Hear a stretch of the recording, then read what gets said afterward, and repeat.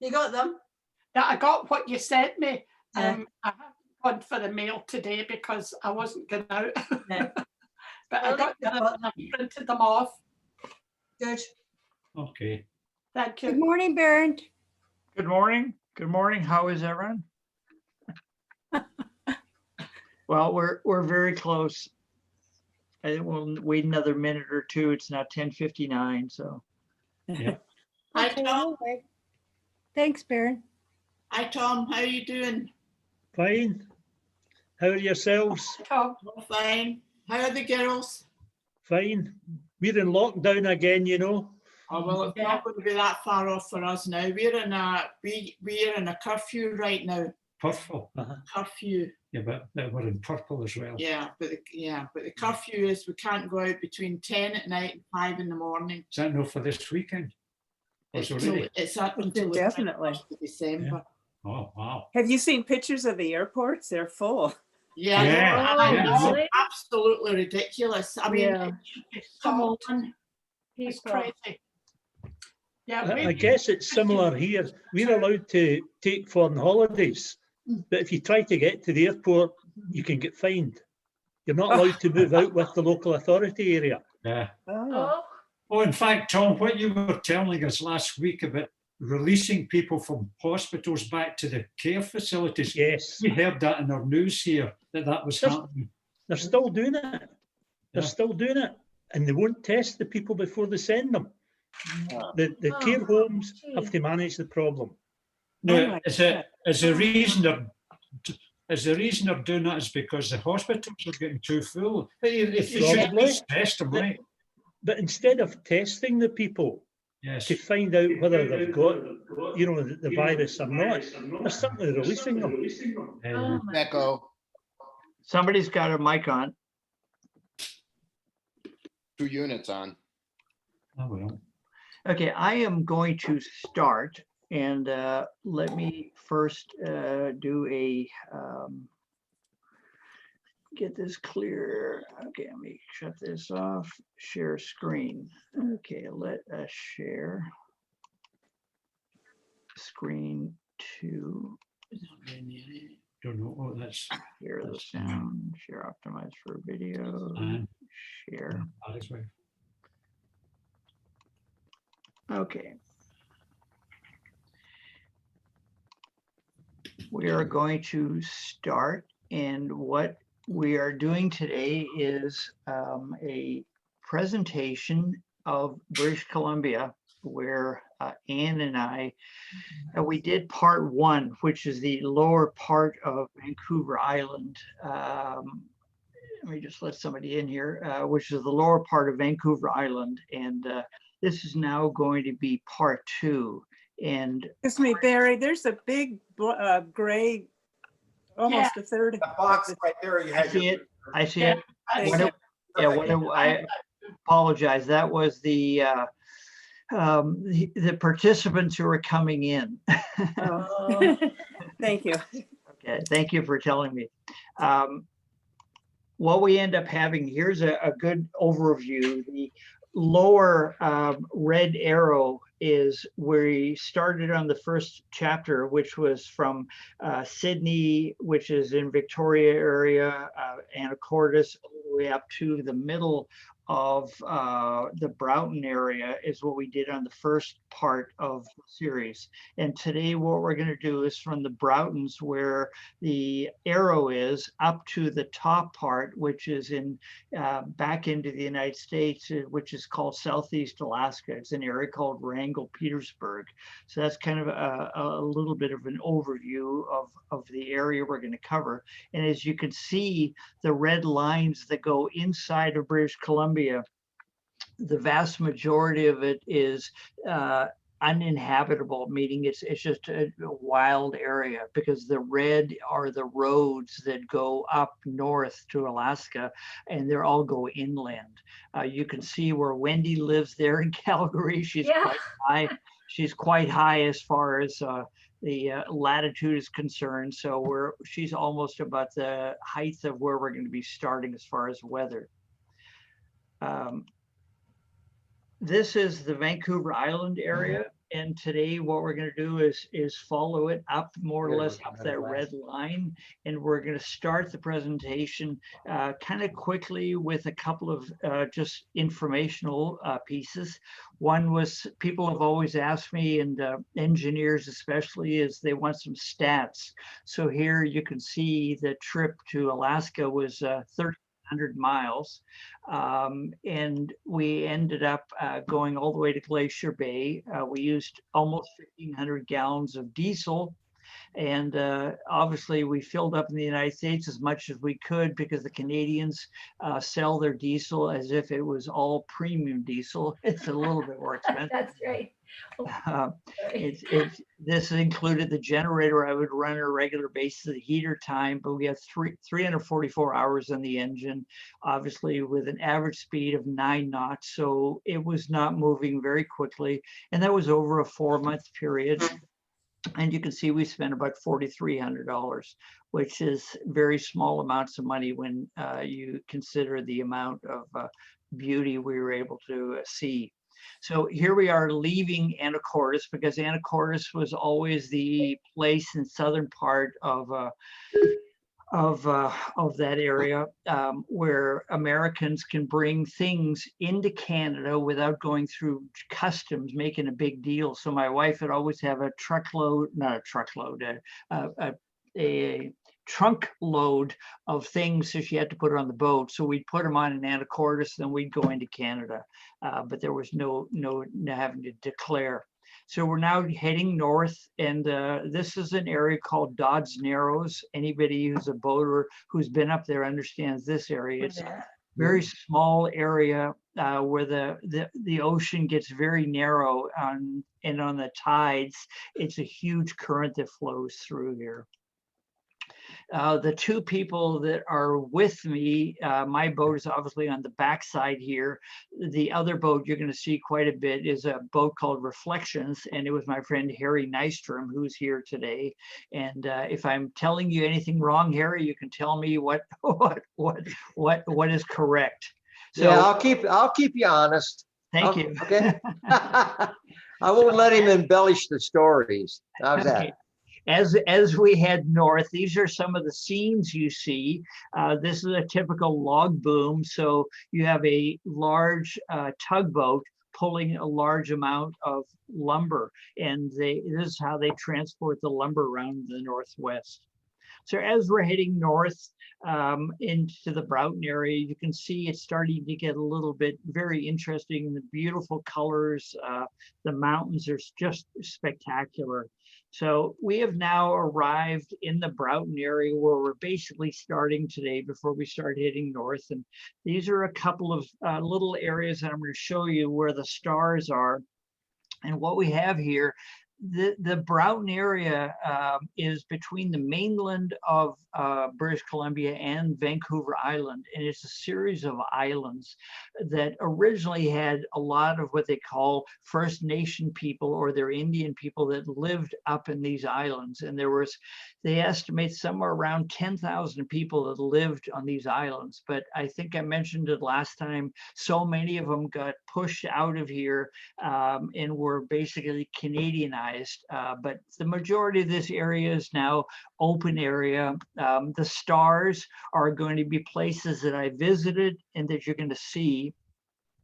The first one we're going to visit is a place called Lacey Falls, and this is on the way to Quatsi, and it's one of the more beautiful areas where a piece of water comes down and it just goes across these rocks. Yeah. Yeah. We arrive here in Quatsi. Again, so many of these places you're going to see the next 2 or 3 or 4 slides are people who, they don't live on the land, they all live on the water. And all of these places have little docks. And so you arrive at the dock and you will spend the day there. And the idea being is that that at these places, You spend an afternoon there lazily talking to other boaters, but at the same time, you end up in the evening time always sitting around little areas like this where all the boaters commiserate, and they end up bringing a little bit of food, and sometimes the host is a gentleman with the black glasses at the end there. He tells stories, and it's just a really great community up there. And like I said, it's they basically live on the water. So Quatsi, where we are here, is one of the prettier areas up there. And here the next morning we woke up, and this is what we woke up to. You're looking from the boat out into Quatsi Bay, and you can see it's just spectacular. I mean, water that you think it's a lake, but this is actually the ocean. So we're going to the next place, and this is a place that, again, very famous up in this area of called Lagoon Cove. And this is a gentleman who has now died. He owns this place. His name was Bill Barber, and he was absolute character. But he lived there in that house that you can see up at the top there 6 months of the year, and 6 months of the year he would live in Cabo San Lucas. So he had a good balance in his life. So again, as I mentioned, all the boaters, when you do arrive in these places, they're all, everybody more or less lives, very few people like Bill live on the land, but these people, again, all the docks that he has built over the years is a place where boaters arrive, and they spend 2 or 3 days. Now, one of the key things here at Lagoon Cove was that Lagoon Cove, the gentleman, Bill Barber, every day he would go out and he would get shrimp. So at the end of the day, he would have a little get together, and he would bring buckets of shrimp, fresh shrimp, and he would cook them. And so all you had to do was to bring a little hors d'oeuvre, and then between 5 and say 6:30, 7 o'clock, it was drinks and eating as much shrimp as you could eat. And all the boaters would bring hors d'oeuvres. So it's just a real special time to be able to be at these places. Next place we're going to go to before we go a little bit farther north, Port Mcneil, which is again on the island now. And this is considered the gateway to the Broughton archipelago. But you can see the dock space. A friend of mine, Ron Herrerius, is leaving because he was with us for about 2 weeks, but this is where we spent a couple of nights, and Bill, who's on the call, will recognize this picture because this is a very famous place to be able to launch, to continue heading north. This is the last true connection to a port where you can get gasoline with no problems, supplies with no problems, everything is nearby. So You gotta mention the tides up there. That's why that dock is so long, and then he's going up the hill. Remember the tides? Yep, thank you, Harry. That's exactly correct. What you're seeing is that these poles here, they'll have 15, sometimes 20-foot tides up here. And so you've got to have your dock space. The dock has to be able to ride up and down these poles. So here, real quickly, this was the gentleman in black who's sitting there, was on my boat, and we're having an afternoon get together with my friend Jeff Davidson and his wife Kathy. And so he had his dog along, and his dog turned out to have a little tumor on his head. And just as a side thing, my friend Jeff, who's sitting there, was a veterinarian, so he was able to do a little surgery on the dog while we were there. So this was one of the special places. Again, a proprietor who gave us a great place to spend a couple of days, and at the same time, another boater who helps somebody else with a little surgery, because these are all boaters helping each other. So while we were here, we heard a giant boom, and it turned out that the fuel dock, I remember. Yeah. the fuel dock, this gentleman had come in with his boat, and it was an older wooden boat, and he was filling it up with gasoline. And what he had forgotten to do was turn the blower on. So gasoline has fumes, and fumes go down into the bilge. So when he finished fueling up and he started up the boat, he ended up, it exploded, and the fuel tank didn't explode, but it was the vapors, and you can see it just literally tore the boat apart. But we were maybe 30 feet away from this, and it just, I mean, we could feel the concussion, we could hear it obviously very loudly. Luckily, nobody ended up dying. But the gentleman had, the next day they pulled his boat out up on the to shore, and you could see there was literally nothing left. But you know, he had spent huge amounts of time getting this boat ready with solar panels and dinghies and endless amounts of things. But What the moral of the story is, have a diesel boat, not gasoline. thank you, Harry. It's exactly correct. So diesel is what you want, because there is a wooden boat, and ended up a tractor came in and just crunched it up. So there was literally nothing left of this. So one of the last places, and this is a very famous place up in the Broughtons. This is a place called Pierre's, and again, so Pierre's, there was a theme up in this area of boaters, and so Pierre's theme was every Wednesday he would have what is called a prime rib night. And so you'd spend $25, $30 for a prime rib meal, and you'd spend 3-4 days at his docks, and you'd pay him for that, obviously how he made money. But it was just an amazing place. There you can see this concrete platform. He drug this from Seattle all the way up to the Broughtons, and it became a launching pad for his store that he built on top, and the area where all the boaters would meet. So being there was prime rib night. This is Pierre, the gentleman whose facility it was. This is prime rib night, and so you can see I watched him put this thing together. It's unbelievable. So you can see it's an old sailboat propeller shaft that he had made into a barbecue spit. So here he is, getting it all ready for the evening, because as the day went along, obviously he got it ready. So all the boaters had evening dinners. It was one of those very, very special places that still goes on up there. Real quick picture on this same island we're on right now, called Guilford Island in the Broughtons.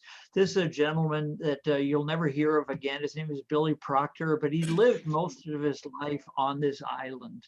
And this is his house, the Blue House. And he is basically an institution up there. He's more or less the white man's Christopher Columbus up there, I think. Anything else to add, Harry? Well, I mentioned, and I didn't hear me. You don't have a picture of Pierre with a hog on the spit. No, wait, there's too many great pictures here. I can only. Yeah. Okay. Never mind. Okay. So here's one of our last stops as we're heading. I'll have a picture of the hog. Excuse me, Barry. I said, I'll have a picture of the hog in my presentation. Okay. Oh, okay. This is another one of these places that in the Broughtons that you would stop at. Again, if you notice, the people are living on the water, because what you do, you don't live on the land, you live on the water. And so boaters stop here, and what these people were famous for was pancakes. So it was a great place to spend a night or two, and you'd get great pancakes the next day. And one of the last pictures of some people living on the water, this was a lady, her name was, she was known as the Bee Lady, but you can see a very eclectic people living their lives totally differently than anything we're used to down here. And again, this is all part of the ocean. It moves up and down, but there's no big waves because everything is protected. So as we're heading north now, you start to see a few of these attempts at living on the land, living on the water. And this is some of the dilapidated ones, because obviously there's very little resale value of this housing. And once people leave it, if nobody else wants to take it over, it just basically goes back into the ocean. This is real quickly a little area called the Birdwood Group Islands. It's a very famous area, and what it's famous for is, again, I mentioned early on, there were about 10,000 of the indigenous people, what they call the First Nation people that live there. And this looks like a sandy beach, but this is what's called a midden, M-I-D-D-E-N. And this was an area where the people over the last 10,000 years would have lived, and they would bring in their shells and their salmon. They would come into these shores and they would shuck them where there was oysters. And these beaches is just that. These were called middens, are areas where it is basically shucked shells. But it's a beautiful area. You could just imagine for the last 4,000 or 5,000 years, people shucking their shells on these beaches, and that's why that as you go throughout the Northwest, you'll see some of these look like sandy beaches, but they're middens, and this is where people originally lived. We're now going up a little more rural again. This is an area called Drury Inlet. It's just spectacular. You could see us waking up in the morning to this kind of a view. Seagulls. The wildlife is just spectacular. The bald eagles. In the morning time, you end up many times, you wake up in the morning and you see a black bear on the beach and he's turning over rocks. He's looking for something to eat. Here he is looking at us going, okay, well, what are you doing disturbing me? So here's my wife going out in her kayak, and she would be on a regular basis, just take off in her kayak and be gone for 3-4 hours. And it was always important that she had a radio with her so she could communicate back, but very easy to get lost in these little island groups. Another one of these old places where people used to live for whatever reason, but you can see it's just falling apart. There's one is already going underwater. As you're going north, one of the things that I loved more than anything were these reflections between the trees and the low tide situation. So what you see here is the reflection of the trees, obviously in the water, with the kelp that is attached to the rock. But one of the interesting things is if you take this picture and turn it sideways and look at this, it actually looks like a totem pole, right? And one of the stories that I was told was that this is, they believe, one of the ways that the original First Nation people, where totem poles came from, was if you were one of the indigenous people and you turned your head in the morning time and looked at this, you go, oh my God, look at this. You know, you can see birds in it. And it's nothing more than this picture here turned sideways. So anyway, it's one of those magical things that you see up there. Yeah, you can't tell which is the water and which is the reflection sometimes. Yep. Exactly, Harry. It's just now that one you can see it, but the other ones it's pretty hard to tell which is the water and which is the reflection. Yep. As we start to head north, you see these lumber operations, and so the Canadians allow them to harvest lumber in little sections, and so they will come in and they will build this configuration and blast open an area so they can put their tractors in and then harvest it and then let it grow for another 50-75 years. Again, these logs are, you can see the gentleman up there, he's going to put them onto the skids and they go walking into the ocean, and then they tie them together and the tug comes in and pulls them out. So again, here is what I mentioned before in the last presentation, is that so much of the land up there is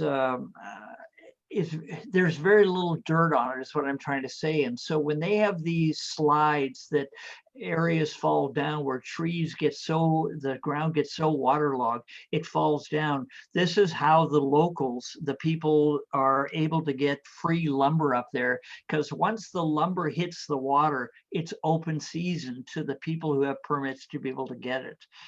But it's not available to the loggers. So it's one of the few times that if you're living on the water, you want to get some new logs for to keep your house afloat. This is the type of a situation where you end up. So here before we go around the corner, Harry and I decided to go from one side of Vancouver Island to what's called the west side, which is the rough side. And there is a little sound there called Nutka Sound. And Nutka Sound is known for the fact that Captain Cook, many years ago in the 1780, I think it was, in that time period, he used to sail up the coast, and this is in the summertime where he was able to sail in.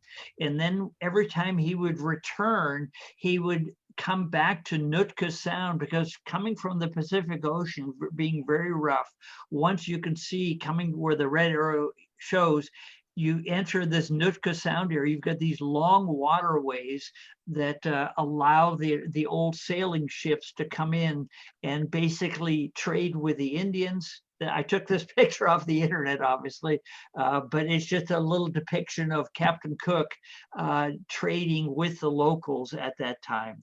So Nutka Sound, the only way to see it, we could not take our boats over there, or we could have, but it's very rough on the outside. So Harry and I decided that we would go to this gentleman here who is what they call a mail and supplies carrier. And so every day he flies to a bunch of different communities on the West Coast, delivering mail and delivering supplies, because there's most of the time no way to get to them. So there, Harry, is a very good picture of you and I ready to get on. And the name Remember of the that one? Huh? I remember that one. Yeah. It was so here we jump into this airplane, and so we spent the afternoon with this guy in the airplane, and you're going to see a bunch of pictures as we go up the west side of Vancouver Island. Now this airplane is a de Havilland. It's called a Beaver, and it's a very old airplane, but it's the airplane, like I mentioned in the last presentation, that is the most widely used all the way through Alaska and through British Columbia because of their short takeoffs and short landings. So here we are inside. Looking left is Nutka Sound. You can start to see out a little bit. There is the entrance to Nutka Sound that you saw before on the map, where the early explorer Captain Cook would have come in. And actually, if you look at it, there's very little difference between Captain Cook's time and current time. So you can imagine how relieved they would have been to be off the big ocean and to be in these protected waters. So as we fly along, you see these log booms on the West Coast, because you can see the Canadians allow them to take these little sections of forest and take the trees out, and then they tie them up in these log booms. As we fly, you can see so many people living in these little inlets, and it's all the same thing. Little floating platforms with houses built on top of them, not built on the land. And these roads that you see are basically logging roads, because the area, you can't access it other than logging to get into this. As we're flying to this community here, I mean, it was just one of the more spectacular pictures of the area. You can see down there that there are a couple of houses down there where people are living. They have little docks. Some of these are little resorts where people in the summertime go fishing, and then they don't live there. But the majority of these communities, and this is one of them, are what they call, again, First Nation villages. And this one was called Kyuquot, K-Y-U-Q-U-Q-O-T, but it was a First Nation village. And so at the end of the presentation, if you stick around, I've got a couple little videos, and you'll see us landing here. So right in the middle of the picture, you can see a long dock. This is where we landed, right there. And you can see this little village there. They have no way to get to the outside world other than by boats or by airplanes. So they're always happy to see this guy arrive, and he comes in with whatever supplies he's coming into. So as we leave, again, on the West Coast, being very wild, you can see one of the rivers. This is a river going into the ocean. I mean, it's just spectacular. Again, another river that is flowing into the ocean, but it's just one of the prettier pictures of Mother Nature and its absolute beauty. I think Barry also, didn't he deliver the mail? He was the not only delivered supplies to those places, but I think he delivered the mail too. And then if they had mail going out, he took it out.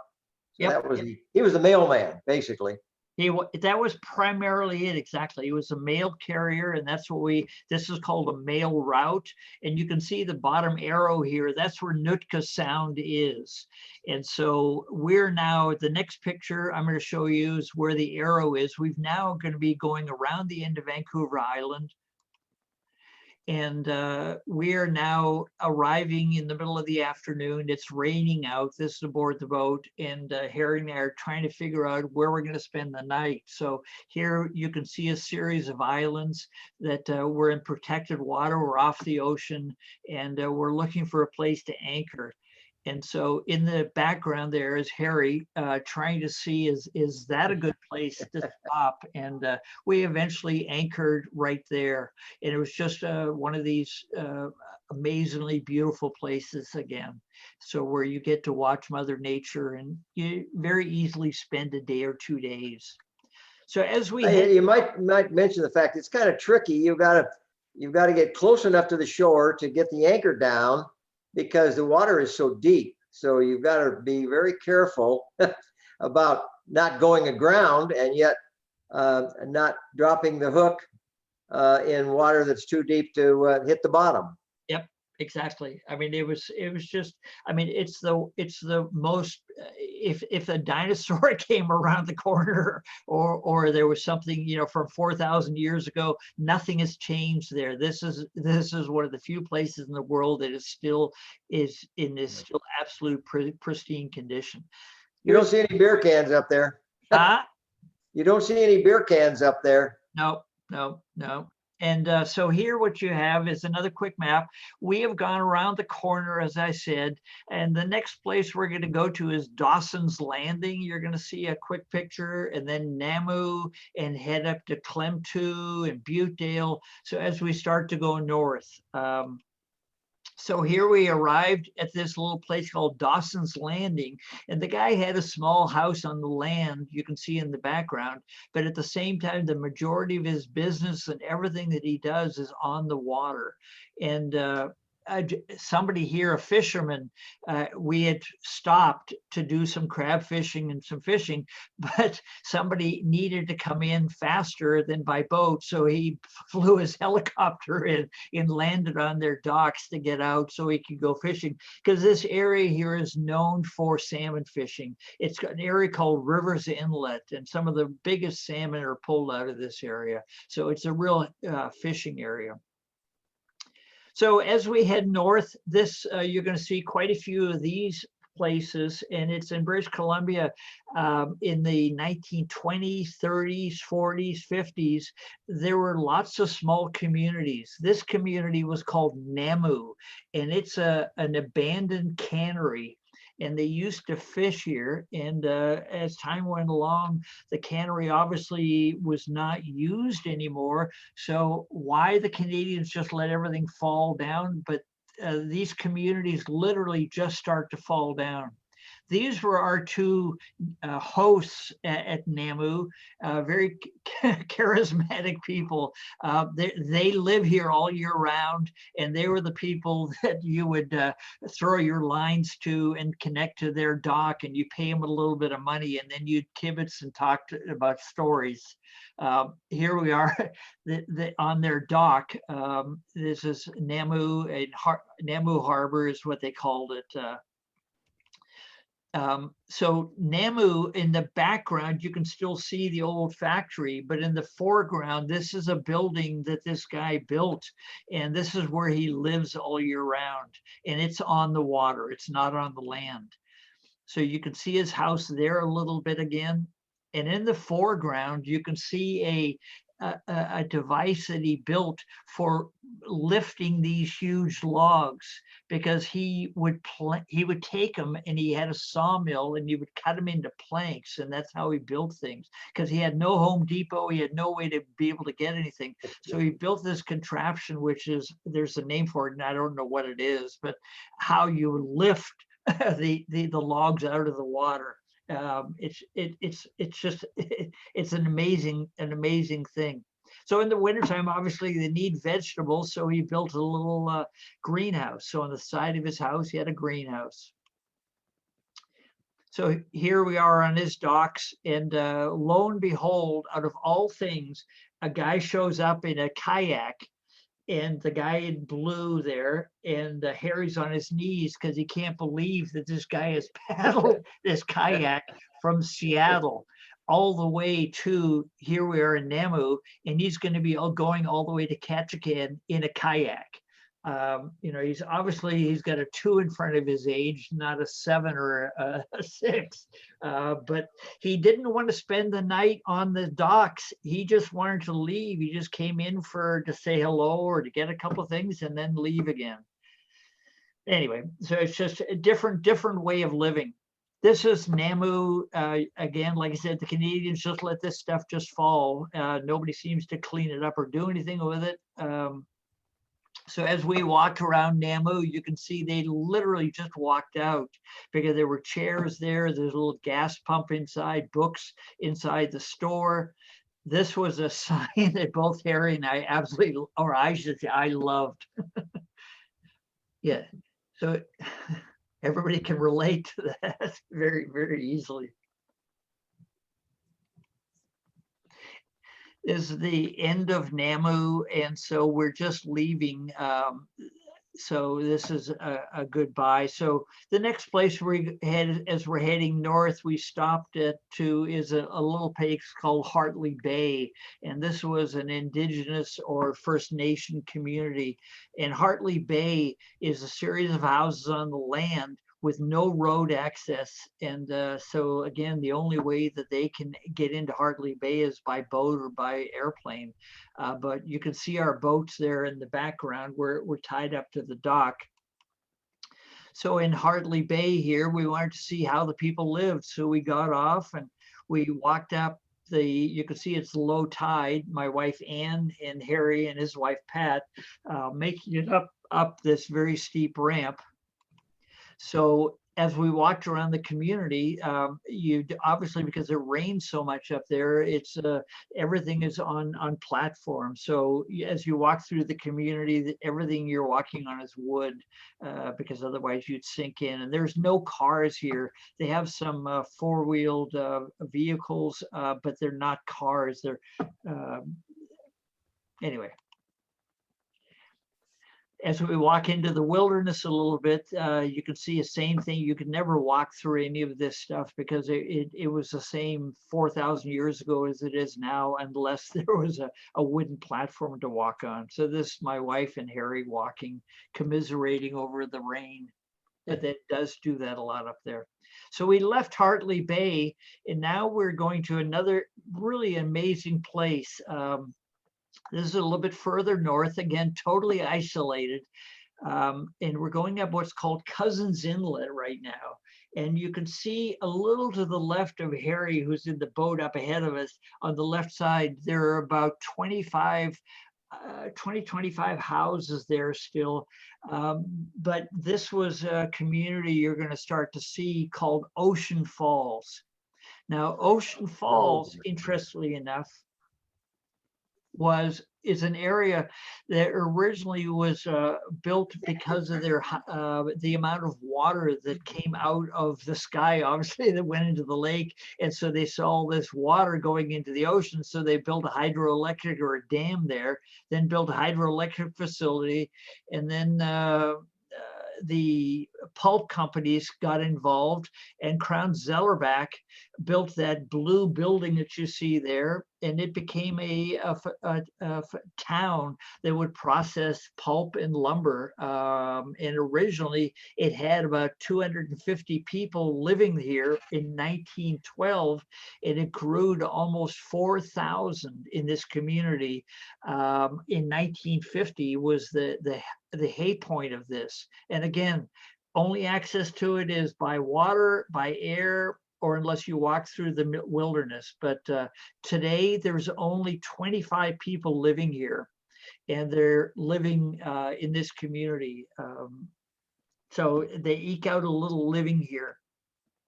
So you can see Harry and I, we stopped at the local dock. We had to pay them a little bit of money to stay here, which is nothing, but very, very interesting place. Anything you want to say so far, Harry, about Ocean Falls? Yeah, well, it was very interesting. It's a ghost town, basically. And I hope you have a few pictures of that abandoned hotel. I do. Hang on. Yep. Yeah. Coming up. Okay. Yeah, So- it's basically 25 people live there. And I think what time you said 5,000 at one point. It said 4,000 originally, but 4,000, it said it's high point, exactly. And you can see this picture here, you can see the airplane coming in, because what you don't see is to the back around the corner, there's a little store. And again, how they get their supplies is by airplane or by boat. And so it's a beautiful, beautiful area. So here in Ocean Falls, they have not torn down all the buildings. So this is the original courthouse up until 1950. And here's Harry standing in front of the fire department and the ocean, the ambulance area. So, Yeah, remember that.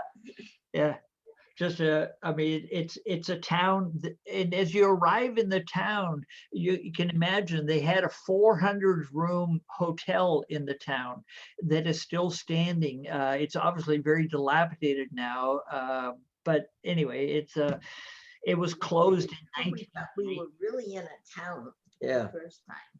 There are many of these old houses, because they say if you got 4,000 people living there, you know, they have to live somewhere. They had beautiful housing there, but so much of this housing, the Canadian government has bulldozed, and there's still, I don't know, 25, 30 of these houses still up there. And it's just it's a sad thing to see a town just disappear like that. So above the town, you had what kept the town going, and that was this hydroelectric facility. They built this dam, and because Ocean Falls in a year gets 173 inches of rain. So I don't know how many centimeters that is, but it's a lot of rain, because San Jose gets 15 inches of rain a year. And so you can imagine the amount of water that would come down. So they harnessed the rain, the water. And behind the dam here is obviously a lake, and this is a 12-mile beautiful, beautiful lake. It's called Link Lake. Now, the interesting thing that I've just recently found out was the hydroelectric facility that is still operating there, meaning the electricity that is being generated by this, is now being used by a Bitcoin operation. So Bitcoin mining is what it's called. And because the electricity is so cheap there, they put a facility in there to be a Bitcoin mining facility. So they've got a series of computers. So it's interesting to see things shifting. Maybe eventually they'll get a larger population living there again, but it's just, anything else you'd like to say before I leave Ocean Falls, Harry? No, other than that, well, that picture with that little tugboat, I can still remember that. I stayed on the shore, and you walked all the way out to that tugboat and climbed on it. It was a derelict, wasn't it? I can't. Yep, it was a derelict. They had just abandoned it. Right. Barrett, can you hear me? Yep. If I remember correctly, every Friday you can take a ferry boat. Is that what they call it? A ferry to Ocean Falls. It comes in every Friday. Yeah, you're correct, Ann. That's on. So if anybody wants to go there and they don't have a boat, they can get on one of the ferries and take it to Ocean Falls and Right, the stay at beach- the hotel. Right, the BC ferry goes from Port Hardy all the way to once a week to Ocean Falls. So here we are in another small community, Ann and Harry are standing there because we're being welcomed by Clem 2. So Clem 2 is nothing again but a small community of First Nation people who are eking out a little fishing living. You can see it in the background there. So we didn't spend any time there. So as we're heading north again, we're looking for a place to spend the night, another great little place. So first thing my wife has to do is put her pole in the water, no matter if it's raining or not, because she has to catch dinner. So the next morning we woke up in this anchorage, and here's what we woke up to. You know, I mean, you couldn't have a more beautiful picture to wake up to than this. I mean, a little bit cool, a little bit warm, misty, clear. I mean, it's an amazing part of the world up there. So Pristine, is that the right word? That's correct. Pristine. So Yeah. as we go farther north, we're now going to be in an area called Buttedale and further north. And so again, Buttedale is one of these communities that in 1918, it was a fishing, mining, and logging camp.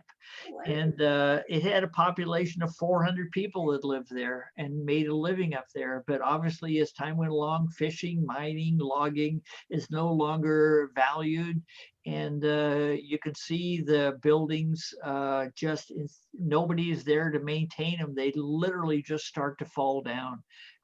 Right now, there are still a couple of people living there and just providing some services to the boaters here that arrived. Harry and I decided not even to stop here because the docks were so bad. I didn't want the side of my boat all scratched up. But anyway, it's an interesting area. So Buttedale, what kept it going again from 1918 till about 1950 or so was that above Buttedale there was a lake again, lots of water. So they built a hydro facility and it supplied electricity to this little community. So that kept it going. This is from Buttedale Lake, right next to where the last two pictures were. This is the water outflow out of Buttedale Lake, and the water runs into the ocean. So here we are in Ketchikan now. We arrived on a Monday, which we didn't think anything of it, except that on Mondays, what you end up having is the first thing. Let me just go back. First thing boaters have to do is to kind of get their boats back in shape again and get supplies. So here we took the local bus to town to see what was going on. So in Ketchikan, you've got some interesting little things to see. I mean, Ketchikan is a town that you cannot drive to. You can go 15 miles south, 15 miles north, but there's no roads that go anywhere beyond that. So the only access again is by water or by air. But these are some totem poles that they have there in town to show the tourists, because the downtown area, this is downtown Ketchikan, you're going to see in a second, is primarily fed by cruise ships. So we arrived on a Monday, and you can see here that I'm walking around on what's called Creek Street, and normally this would be full of tourists, but because it's Monday, cruise ships are turning around in Vancouver and Victoria and Seattle. They're not here yet in Ketchikan on Monday. So Monday everything was closed. So we didn't understand that until we understood that no cruise ships, no money. Why would we open? So it became something that was just interesting. So this is again Canal Street, the river that goes, the creek or something goes through Ketchikan. Ketchikan, again, a vernacular that goes to the top of the hill. If there were a bunch of tourists, this would be just absolutely packed. So a couple of days later, this is the difference. Now the cruise ships are all arriving on Tuesday, Wednesday, and Thursday. And in the summertime, Ketchikan will get 40,000 tourists per week. because they bring them in at 3,000 to 5,000 people per cruise ship. So they drop them off, they buy their totem poles and whatever, and then they get back on the cruise ship and go north. But restaurants were hard to find because nobody wanted to, cruise people don't want to eat off the boat because it's free on the boat. So, you know, for boaters, we're looking for restaurants to go eat, and they're hard to find. So here's an interesting view for you just inside my boat. This is what I would see as we're going along. You can see the green, which is my boat going along, and you can see the different cruise ships that are in port at this point. So Ketchikan was a place for us to be able to get supplies, not much to see. So we wanted to leave it pretty quickly. So just north of Ketchikan, we went to a place called Myers Chuck, and you can see again, beautiful, beautiful area. So we ended up spending the afternoon and the evening here. Very nice anchorage. Obviously in anchorages, again, Ketchikan, you're spending money on moorage. At anchor, it's more beautiful, quiet, and it's free. So again, first thing my wife has to do is jump into the dinghy and go fishing. So here she is gone, but she does catch a lot of amazing fish. So the next morning was Harry leaving. I'm right behind him. We're going through a very narrow area because it's low tide. And obviously we don't want to scrape on the bottom, but it's a little precarious as we leave. So as we go north here, you can see Myers Chuck and Ketchikan, the two little areas where we have pictures. Now the next area we're going to is a place called Rangel in Petersburg. Petersburg was also where Jim Caldwell ended up and going to the little Norway festival. But the first place we're going to stop at is Petersburg. And in Petersburg, there is a lot of dilapidated boats like everywhere else in the world, but this guy obviously doesn't fish much anymore. But I couldn't believe that this is still somebody paying moorage or slip fees on a boat in this condition. So my brother arrived, and Ann and he, first thing they wanted to do was to go fishing. So they went down to the local dock in Petersburg to fish, and caught a few fish. So after we left Petersburg, we're now going out, and my brother and I are obviously in the front of the boat. We're heading out, and the first night we spent here was a very, very nice anchorage spot again with a beautiful backdrop of the mountains. Typical that you see up there is humpbacks. You'll see them all over. You know, this is a normal sight up there.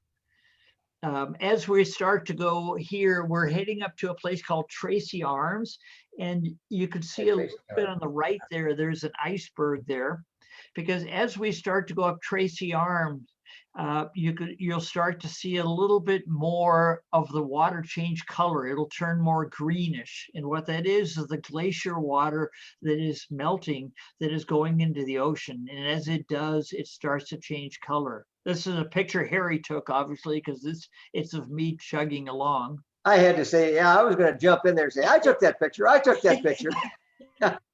I'm giving Harry, you have credit. You took all the pictures of my boat. I appreciate it. So this was, again, as we're going north up Tracy Arms, you can see what are called bergy bits. That's pieces of the glacier breaking off. They're not big enough to do damage to the boat, but you don't want to bump into them. So as we're going north, here I am at the helm, my brother and his girlfriend watching. So as we're going along, you always have to be wary of these bergy bits, because the bigger ones, we are a fiberglass boat, and you don't want to be banging fiberglass into ice because fiberglass doesn't make it. Another great little picture coming up to us, some seals. This is Tracy Arms now looking back at Tracy Arms. But as we look forward on Tracy Arms, you can start to see the glacier in the background there. The glacier is just, I mean, we're going to get up right up to it. It's just massive. There you can start to see the blue ice. we slowly sneak up to it. And you could see that, you know, we don't want to get too close because they have a thing called calving, which is pieces of the glacier that break off, and then they create lots of waves. And the boat could handle the waves, but it would still be a tough row.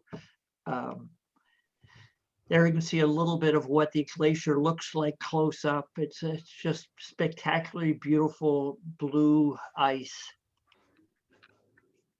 Is again Harry taking my picture, which I appreciate, Harry, of the glacier and the boat as we tried to get a little sneak up to it a little bit, because you hear the glacier literally breaking and cracking, so you have to listen for loud cracks. So one of the things that we learned along the way is you get a couple of these ice pieces and you put it on the back, because the evening time you want to have gin and tonics in million-year-old glacier ice. Right.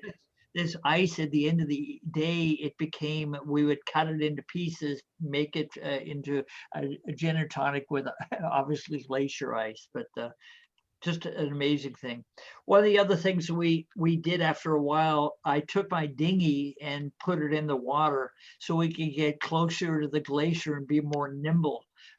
So as we did, we turned and we're starting to head down towards the glacier. You can see how deep it is, because I don't know, 100 years ago, there was probably glacier where I'm sitting now with the dinghy, but you can see it's 626 feet deep. So these glaciers, this is what has caused all of these deep fjords all the way through British Columbia. So as we head north again, we're leaving the glacier area. We're now back into the Rangel area, and we're going to a place called and again, only accessible by airplane or by boat. And so there is Harry's boat to the left, mine to the right, and a friend of ours in the middle there. And so we ended up taking the boat over to and you drop an anchor of your boat way out there, and then you take the small dinghy in and you leave it here. And the dinghy obviously has to stay way out because the tides go up and down as you're gone all day. So if you tie it too tight to shore, and if the tide's going out, you'll have the boat sitting on rocks and won't be able to get away. So here's Anne. We're walking up towards what is called the Bear area, and this is the area where the river flows into a shallow area, just a beautiful area of Ann. This is the beginning of the river as we're walking up the river, and what you're going to see now is something I did not believe I'd never seen before. And here you're going to see it's a beautiful sunshot. Light colors of the sandy water. But if you look a little closer, what you end up seeing is all the dark area are salmon, all salmon going upstream. I mean, it's unbelievable how many salmon are going up this river trying to get up and spawn. So as we hike up, what you see is the river just black from all the salmon. I mean, it's just wall-to-wall salmon. So obviously the next thing when you have that many salmon are bears. So as the salmon are going upstream, the bears on the far side are sitting there and they're just waiting. And they're such pigs that the only thing that they're interested in are females, and females that have roe, that have eggs. So you'll see some of these shots where salmon are laying around and they have just a piece of their stomach eaten out and they're flopping around because the bears only care mostly about the roe. They will rarely eat much of the salmon because they have so many to choose from. So you can see the little slaughter areas. This rock right here it's one of these weird things to talk about, but this rock, the edge of it, you can see it's a little slidey, but it became the poop area. So I had no idea that bears would go over to one area and poop, and because after you eat a lot of salmon, you get the runs. So this rock is it's just very interesting. A bear going across, I mean, just an endless amount of bears, and they're on the far shore. They don't care about you on the other shore. They're really just interested in being able to get at the salmon. So you can see this is an area where the water's full of dead salmon. Behind him, he's got salmon. He's got salmon everywhere. Here's a guy with one in his mouth. There's the pooping area where another one is deciding to do his little thing. I mean, it's an area because if you remember how many salmon there were, their interest is just obviously just salmon. And so they're getting ready to hunker down for winter. So they are just eating as much as they can. Interesting thing with this bear here, he was probably no more than 10 or 15 feet away from us, and every once in a while he'd look back at us, but he didn't care at all because his interest was only to eat salmon. And when there wasn't anything left to eat, he would walk away. Here he is scratching his butt as he's walking back over to the top end of that river where the salmon are trying to get up so they can go and spawn. And if you've made it up as a salmon this far, you've got another gauntlet of bears at the top waiting to eat, to be eaten. So, I mean, the bears are just everywhere. There's an interesting picture I found was bald eagles. This is a very young bald eagle because what you end up having is the bald eagles, when they're young, are all brown and white like this. And when they get a couple of years old is when they actually turn into the bald eagle we're familiar with a black head and, excuse me, white head and black body. So here we are now leaving Ann. And so Ann, our boats are sitting out there. We went back out to them. And this is one of the locals arriving by air because it costs you about $200 a person to arrive by air here from Rangel. Or if you bring your boat over, I think it was $15 a person to get in here. But it's if you ever have a chance to even get close to this area, it's worth the $200 to fly there. Hey, Barry? Yes, Can sir. you hear me? Yes. Oh, wait a minute. I'll just tell you, I was having trouble. My internet was going down, so I didn't see a lot of that last stuff. But I'm just telling you, I'm having trouble with the internet. I wonder if anybody else is. No, it's yours, Harry. So I'll send you a copy. All right. Well, we're back up again. So okay. Now the end till next time. That's what I got. Okay, that's where we are right now. We are basically at the end of this 1 hour presentation, and it's just, I don't know if anybody has any questions or any thoughts, but. I do. Pat's got a question. It sure brought back lots of wonderful memories. Did you hear that? Huh? Yeah. yeah, lots of memories. I'll tell you. I wondered, in some of these smaller communities, you know, the people that lived in the water and not the places where the hydro systems, but did they have any electricity or did they just use color gas and that kind of stuff? It was mostly either propane, limited because it's hard to transport and move around. And they would have some had their own generators like Pierre's because he would have 25, 30 boats at a time or more. And he would have all these festivities. He had these huge generators that created electricity for the boaters, because when you arrive on a boat, you either run electricity off your own generator or off a shore. In these places, they would run generators, but they were diesel generators. Okay. Well, that was great, Barry. It was really good. Yeah, beautiful. Makes me Barry, want to go, that's for sure.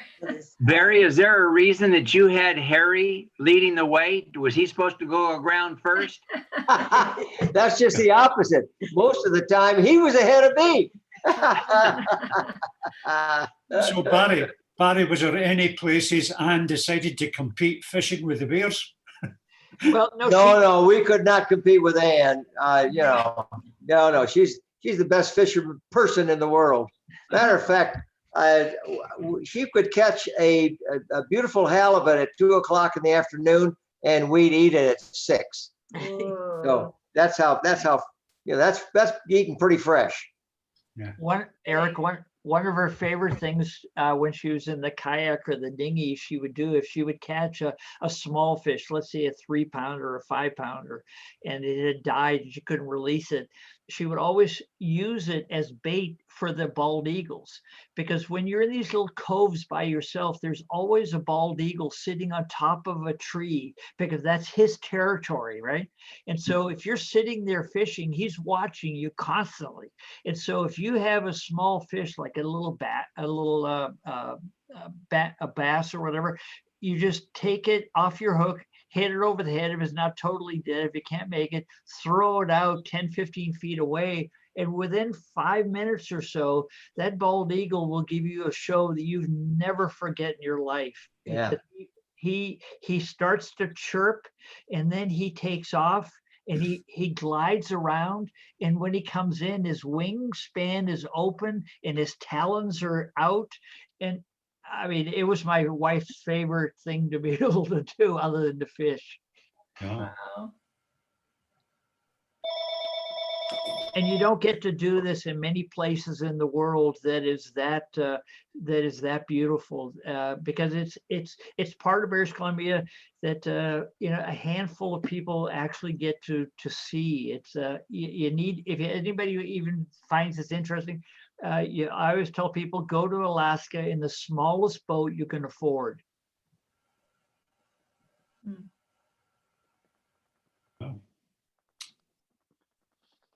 It was good to see that iceberg close up. That's the first time I've seen them really, really close up, with the hollow at the bottom where you could see that could possibly drop off.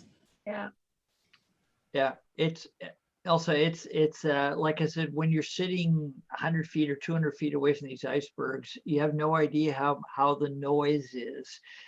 If you want to right now, I can show you a couple of videos if that's of interest. Let me show. God damn it, I didn't. No, good. Okay, I didn't. Thank you. What I was going to say was, I've got a couple of short videos that I could show you if anybody wants, of the bears and of Harry and I going up the coast. Because I couldn't incorporate these into the Zoom. So here is the first one, and this is. Let me just, this is, we're in Gold Beach, and Harry and I have decided, like, as I mentioned before, to go up the coast, and we're in this beaver, and this beaver is landing in this little community.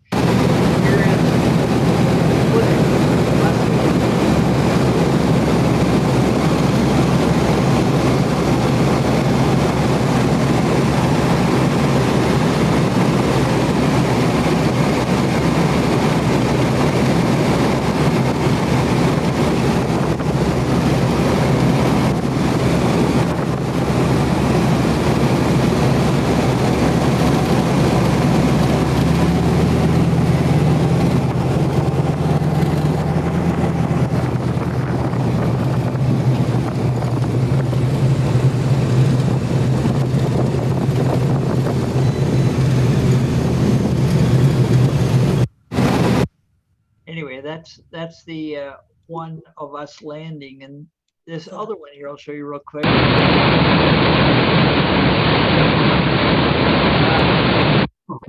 Okay. These are the bears. Oh,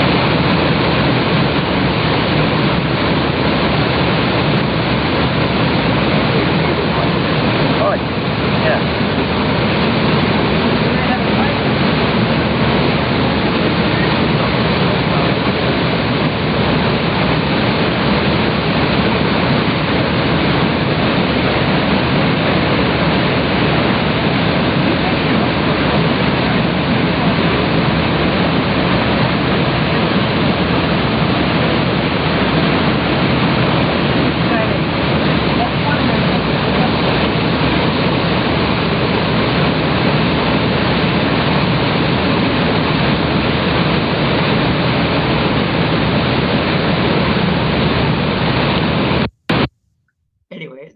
those are the two I was trying to incorporate in, but I was having a hard time. That is, Are the bears really only on one side of the river there, or of the water? Gene, you actually see them on both sides. They're mostly on that far side because on that far side, they cannot, they can easily get down to the water. On the side we're on, it is very steep. And so there's no easy access, but the bears were near us. There were a couple of bears on our side, and that one that was scratching his butt that you saw, he also was on our side a few feet away from us. And so and just no problem at all though. Nope. Yeah. Nope. Amazing. Yeah, it's And- because their interest is so genetically inbred that Yeah. they know is winter's coming. I gotta eat. Yeah. And humans are not part of their problem. Are the salmon edible? Would you ever, or are you not allowed to catch a salmon when it's spawning? Okay, when a salmon goes upstream, Gene, they basically stop eating.